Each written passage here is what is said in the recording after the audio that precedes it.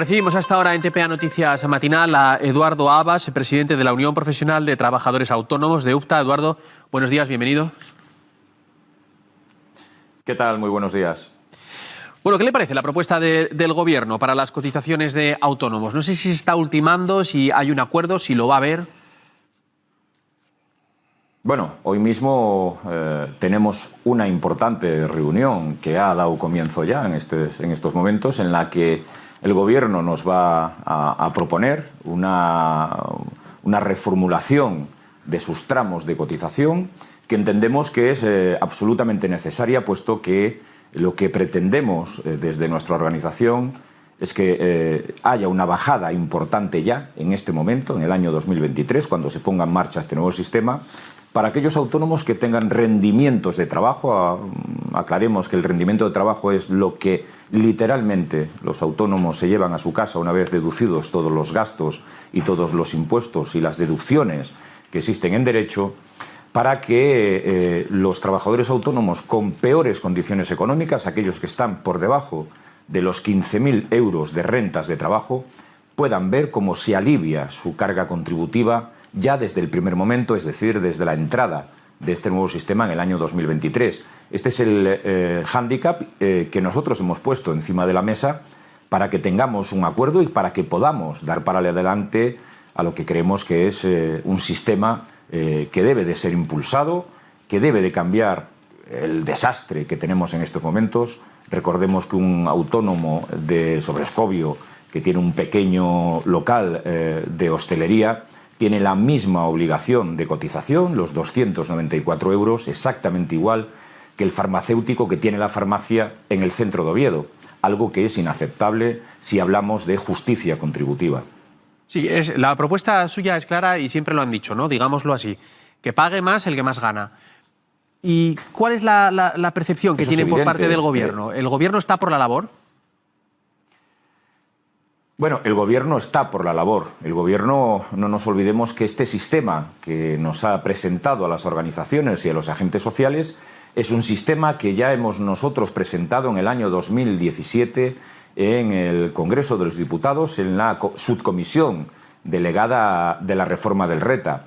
Es un sistema que está bastante bien pertrechado, bastante bien escenificado, desde el punto de vista de que, evidentemente, van a tener que hacer un esfuerzo contributivo a aquellas rentas más altas, lógicamente, contra aquellas rentas muy bajas que tienen que hacer un esfuerzo tremendo. Imagínense, bueno, pues los autónomos y autónomas asturianos, prácticamente el 50% del total, que tienen rentas de trabajo por debajo del SMI. Una situación que está haciendo que tengan que hacer un esfuerzo tremendo para poder pagar esos 294 euros todos los meses, y que tenemos que aliviar esa carga contributiva, ese peso que llevan a las espaldas, sobre todo en una situación de pospandemia, ¿no?, en la que hemos quedado tocados los autónomos, y en lo que refiere a los sectores del servicio, sobre todo, han quedado totalmente disminuida su capacidad económica y su capacidad de llegar a un número de ventas suficientes para poder hablar de recuperación económica total. ¿Están todas las asociaciones de autónomos de acuerdo en esta propuesta? Quiero decir, ¿van todos a una? Bueno, yo creo que ha quedado demostrado a lo largo de estos largos 2 meses de negociación que nosotros tenemos una propuesta muy clara encima de la mesa, que está alineada en la propuesta fundamental que el Gobierno nos ha presentado, con sus matices y con sus, dicotomías sobre los tramos que el Gobierno nos expone. Pero hay un tema que es fundamental y que creo que todos tenemos que tener presente. Este sistema, y permíteme que simplemente lo aclare, no es perfecto, pero es mucho mejor que el actual. Este sistema lo que hace es que 6 veces al año podemos cambiar la base de cotización, y lo que más importante, que una vez terminado el año fiscal, es decir, una vez que termina el año total de la fiscalidad, una vez que vas a hacer la declaración de la renta de las personas físicas, el sistema, si no has llegado al tramo que tú has elegido, el tramo cuarto, por ejemplo, de tramos de personas que están en el tramo justo del SMI, si no has llegado, lo que hace es automáticamente hacerte una devolución de los ingresos indebidos. Y por ende, y al contrario, aquellos que no han aportado al tramo correspondiente, al tramo séptimo de los 15.000 euros, y si han pasado y han llegado a los 20.000, lo que tienen que hacer es una sobrecotización, puesto que lo que se trata es de ajustar perfectamente los rendimientos de trabajo a la cotización adecuada.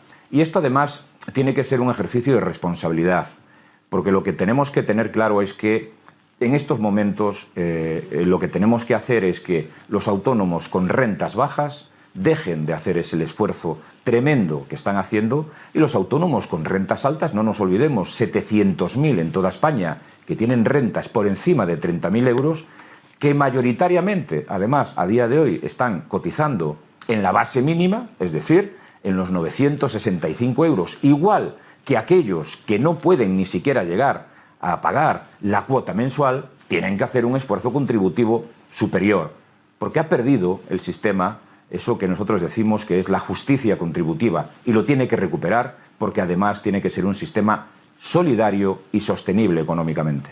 Sí, señor Abas, su propuesta es clara. De hecho, yo le preguntaba si había unidad y me ha contestado contándome otra vez su propuesta. Es evidente que no hay unidad entre las asociaciones, y yo le quiero preguntar, ¿teme que esa falta de unidad haga que esta propuesta decaiga, o es usted optimista con la aprobación de la misma? Yo soy optimista, y además siempre con la mano tendida para que tengamos el mayor consenso posible entre las organizaciones y los agentes sociales que estamos sentados negociando. Evidentemente, la mejor de las propuestas es la que sale de la unidad de acción de unos y de otros. Y por lo tanto esperemos que todo el mundo se llegue a razones y que seamos capaces de compartir el éxito de la puesta en marcha de un nuevo sistema. ¿Es posible que este nuevo sistema, genere cierta picaresca?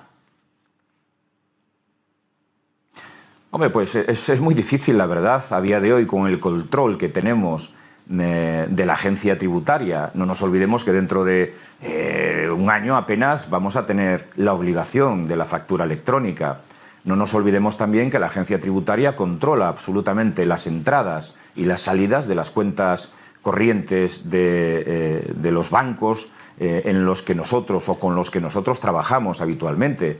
Si lo que te refieres es que va a haber personas que van a bajar los rendimientos de trabajo, hombre, yo pienso que es muy difícil engañar a la agencia tributaria, y sobre todo porque lo que tenemos, yo siempre digo que nuestro colectivo es un colectivo que no es picaresco. Hay personas que prefieren, evidentemente, eludir la responsabilidad de contribuir a la caja única, de contribuir para que nuestros jóvenes tengan educación, para que nuestras mayores tengan bueno, pues los servicios sociales cubiertos, para que todos tengamos los servicios esenciales, pero eso es inevitable, es así, el ser humano es así, y nosotros los autónomos no somos ajenos a eso. Pero mayoritariamente nuestro colectivo es un colectivo que no tiene ningún problema con el fisco, y que además somos bastante obedientes.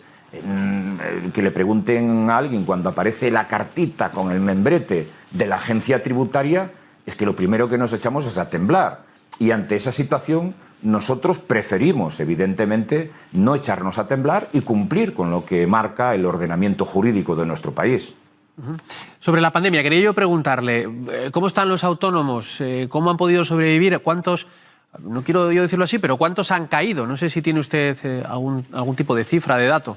Sí, bueno, los datos en Asturias también son claros. Entre las salidas y las entradas que ha habido a lo largo de estos 2 años, tenemos un diferencial de apenas 300 autónomos menos, pero lo cual no quiere decir que no hayan caído muchos. Es decir, tenemos un sector como es el comercio y otro sector como es la hostelería que han ya desaparecido prácticamente 900 pequeños negocios a lo largo del pasado año 2021.